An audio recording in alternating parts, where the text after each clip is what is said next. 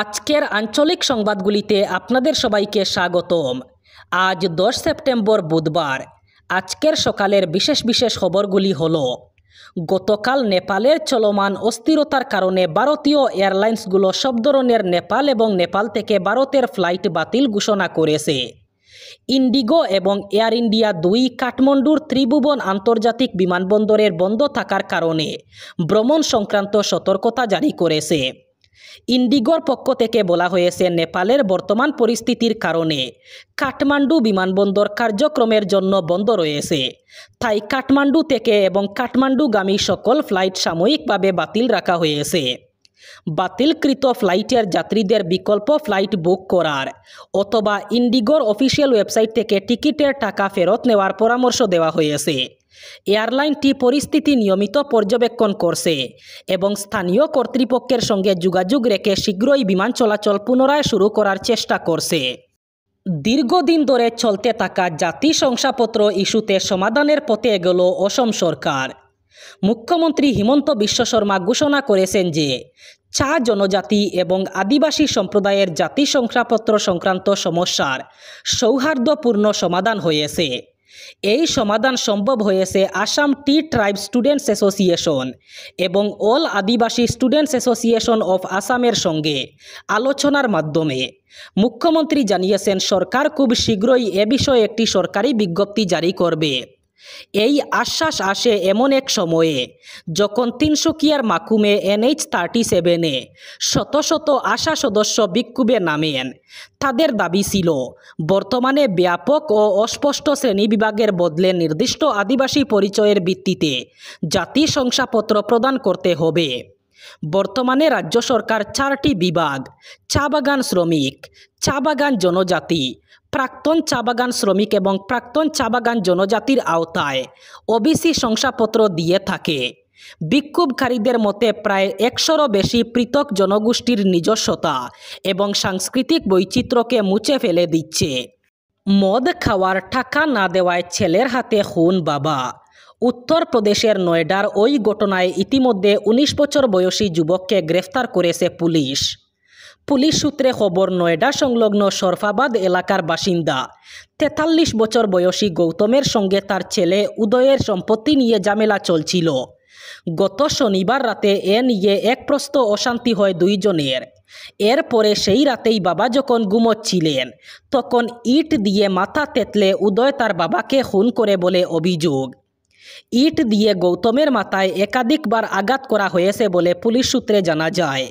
খুনের পর বাবার দেহের পাশেই সারারাত শুয়েছিল অভিযুক্ত যুবক। পরের দিন তাকে গ্রেফতার করে স্থানীয় থানার পুলিশ। পুলিশের এক আধিকারিক জানান, জেরায় খুনের কথা স্বীকার করে নিয়েছে অভিযুক্ত। পুলিশের ওই আধিকারিক জানান, সম্পত্তি নিয়ে অশান্তির পাশাপাশি অন্য বিষয়েও বিবাদ চলছিল বাবা ছেলের। জেরায় অভিযুক্ত জানিয়েছে, বাবার কাছে মদ কেনার টাকা চেয়েছিল, কিন্তু সেই টাকা দিতে চাননি বাবা। ছেলেকে দৈনন্দিন হাত খরচের টাকাও দেওয়া বন্ধ করে দিয়েছিলেন গৌতম। এই সব কিছুকেই কেন্দ্র করে এদিন অশান্তি চরমে উঠেছিল বলে সূত্রে খবর।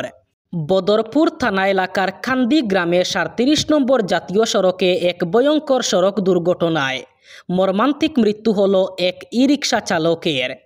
মৃত চালকের নাম মুস্তাফা আহমদ। তার বাড়ি বদরপুর থানা এলাকার কমলাপাড়ায়। ঘটনায় প্রকাশ, মঙ্গলবার জাতীয় সড়কে কান্দি গ্রামে এক ই-রিকশাকে সজোরে ধাক্কা মেরে যায় একটি ট্রাক। এতে ই-রিকশার চালক ট্রাকের নিচে পড়ে যান। ঘটনাস্থলেই মৃত্যু হয় মোস্তফা আহমদের। খবর পেয়ে ঘটনাস্থলে যায় বদরপুর পুলিশ। পরে ট্রাকের নিচে আবদ্ধ হয়ে মর্মান্তিকভাবে মৃত্যু হওয়া ই-রিকশা চালকের মৃতদেহ উদ্ধার করা হয়। এই ঘটনায় এলাকায় বিষাদের ছায়া নেমে আসে। মুন্নাবাইদের আখড়ায় পরিণত হয়েছে শিলচর। একের পর এক ধরা পড়ছে ভুয়ো চিকিৎসক। 2 দিন আগে 2জন ভুয়ো দন্ত চিকিৎসক ধরা পড়ার পর এবার ধরা পড়ল আরও এক ভুয়া MBBS ডিগ্রিধারী। মেডিকেল কাউন্সিলের অভিযোগের ভিত্তিতে গুঙ্গুরের একটি ব্যক্তিগত নার্সিং হোম থেকে ওই ভুয়া চিকিৎসককে আটক করেছে পুলিশ।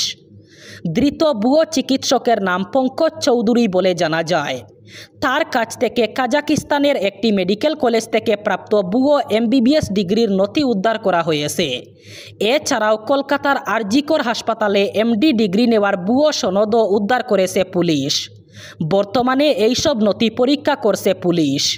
এরপরেই ওই ভুয়া চিকিৎসককে গ্রেফতার করার সম্ভাবনা রয়েছে। উত্তপ্ত নেপালের পরিস্থিতি অনেকটা বাংলাদেশের মতোই রূপ নিল।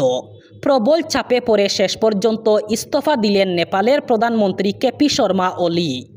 সূত্রের খবর, একের পর এক মন্ত্রীর ইস্তফার জেরে কোণঠাসা প্রধানমন্ত্রী KP শর্মা ওলির গদি টলমল ছিলই, যার নির্যাস চিকিৎসার নাম করে দুবাই পালানোর তরজোড় করছিলেন দেশের প্রধানমন্ত্রী। তার বিশেষ বিমানও তৈরি হয়। ইতিমধ্যেই অশান্তি রুখতে নেপাল সেনা প্রধানমন্ত্রী KP শর্মা ওলিকে বলে পদত্যাগ করার জন্য। অন্যদিকে নেপালের পরিস্থিতি নিয়ে সতর্ক ভারতের পশ্চিমবঙ্গ। যেহেতু পশ্চিমবঙ্গের দার্জিলিং সহ উত্তরবঙ্গের একটি বড় অংশ নেপাল সীমান্তে, তাই উত্তরবঙ্গের পুলিশ কর্তাদের অ্যালার্ট হওয়ার নির্দেশ দেওয়া হয়েছে। নেপালের পরিস্থিতি এতটাই খারাপ যে নেপালে বসবাসকারী ভারতীয়দের সজাগ থাকার পরামর্শ দিল কেন্দ্রীয় বিদেশ মন্ত্রক। একই পুরো এলাকায় জলের মাশুলে তীব্র বৈষম্য চলছে বেশ কয়েক বছর ধরে। অন্য এলাকার মানুষ যখন মাস প্রতি 100 থেকে 125 টাকা জলের মাশুল দেন, সেই সময় দক্ষিণ শিলচরে জলের মাশুল দিতে হচ্ছে এর 3 গুণ। ন্যূনতম মাশুল 300 টাকা। এর উপর গত আগস্ট মাসে সারচার্জ চাপানো হয়েছে 6 টাকা। অযৌক্তিকভাবে সারচার্জ চাপানোর প্রতিবাদে সরব হয়েছেন সক্রিয়পন্থী প্রবীণ নাগরিক মঞ্চের কর্মকর্তারা। সভাপতি নিহারেন্দু পুরকায়স্থ এবং সাধারণ সম্পাদক অধ্যাপক দিলীপ কুমার দেব পুরপ্রধানকে স্মারকলিপি পাঠিয়ে বলেন, বৈষম্যমূলক মাশুল আদায় নিয়ে তারা বছরের পর বছর কর্তৃপক্ষের দৃষ্টি আকর্ষণ করছেন। এর সুরাহা করার পরিবর্তে এখন আবার সারচার্জ বসানো নাগরিকদের প্রতি অন্যায় আচরণ। তারা এ ব্যাপারে শিলচর পুর কর্পোরেশনের কমিশনারের কাছে অতিরিক্ত মাশুল এবং সারচার্জ প্রত্যাহারের জন্য দাবি জানান। বদরপুর থানা এলাকার খান্দি গ্রামে 37 নম্বর জাতীয় সড়কে এক ভয়ঙ্কর সড়ক দুর্ঘটনায় মর্মান্তিক মৃত্যু হল এক ই-রিকশা চালকের। মৃত চালকের নাম মুস্তাফা আহমদ। তার বাড়ি বদরপুর থানা এলাকার কমলাপাড়ায়। ঘটনায় প্রকাশ, মঙ্গলবার জাতীয় সড়কে কান্দি গ্রামে এক ই-রিকশাকে সজোরে ধাক্কা মেরে যায় একটি ট্রাক। এতে ই-রিকশার চালক ট্রাকের নিচে পড়ে যান। ঘটনাস্থলেই মৃত্যু হয় মোস্তফা আহমদের। খবর পেয়ে ঘটনাস্থলে যায় বদরপুর পুলিশ। পরে ট্রাকের নিচে আবদ্ধ হয়ে মর্মান্তিকভাবে মৃত্যু হওয়া ই-রিকশা চালকের মৃতদেহ উদ্ধার করা হয়। এই ঘটনায় এলাকায় বিষাদের ছায়া নেমে আসে। এবার বরাক উপত্যকার 3 জেলার আজকের আবহাওয়ার খবর। আজ 10 সেপ্টেম্বর বুধবার বরাক উপত্যকার 3 জেলায় গরমের সম্ভাবনা। আজ শিলচর কাছাড়ে সর্বোচ্চ তাপমাত্রা থাকবে 32 ডিগ্রি সেলসিয়াস এবং সর্বনিম্ন তাপমাত্রা থাকবে 27 ডিগ্রি সেলসিয়াস। শ্রীভূমি করিমগঞ্জে আজ সর্বোচ্চ তাপমাত্রা থাকবে 32 ডিগ্রি সেলসিয়াস এবং সর্বনিম্ন তাপমাত্রা থাকবে 27 ডিগ্রি সেলসিয়াস। হাইলাকান্দি জেলায়ও আজ সর্বোচ্চ তাপমাত্রা থাকবে 32 ডিগ্রি সেলসিয়াস এবং সর্বনিম্ন তাপমাত্রা থাকবে 27 ডিগ্রি সেলসিয়াস। আজ বরাক উপত্যকার 3 জেলায় গরমের সাথে সাথে হালকা বৃষ্টিপাতের সম্ভাবনা। এই ছিল আজকের সকালের গুরুত্বপূর্ণ খবরগুলি। ভিডিওটি অবশ্যই লাইক করবেন এবং চ্যানেলটি সাবস্ক্রাইব করবেন।